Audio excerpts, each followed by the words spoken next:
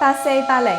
搭乘熊貓市坊號移動式嘅精品酒店，一路暢遊全景嘅北疆、南疆，一共咧係16日。熊貓市坊號咧呢一條專列咧係有公共嘅沖涼房，全列咧都係私密嘅軟和包間，有隔音門啦，床頭咧仲有充電口，包間內咧仲有電視機，專列上仲有娛樂車廂、KTV、麻雀室、茶室、美食餐廳，一次咧帶你玩晒南北疆。全程咧減少4000幾公里坐大巴嘅車程，係中老年人最適合嘅遊玩方式。瞓住就可以欣賞窗外嘅美景，帶你遊覽烏魯木齊嘅天山天池、吐魯番火焰山、坎兒井、布爾津、五彩灘、阿勒泰、哈納斯嘅月亮灣、臥龍灣、神仙灣、和木嘅和木、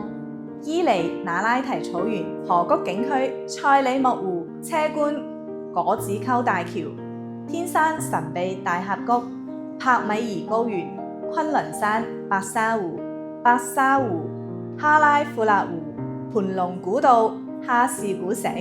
香妃園、埃提爾清真寺、塔院、塔士庫爾干、石頭城、甘草灘，一路帶你品嚐新疆美食。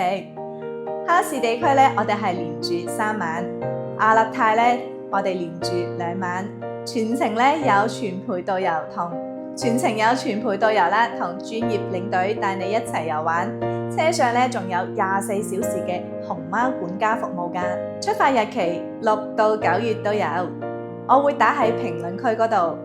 如果你都有興趣，可以點擊左下方㗎。我係喺中山大涌開旅行社嘅蘇小姐，旅遊記得關注我。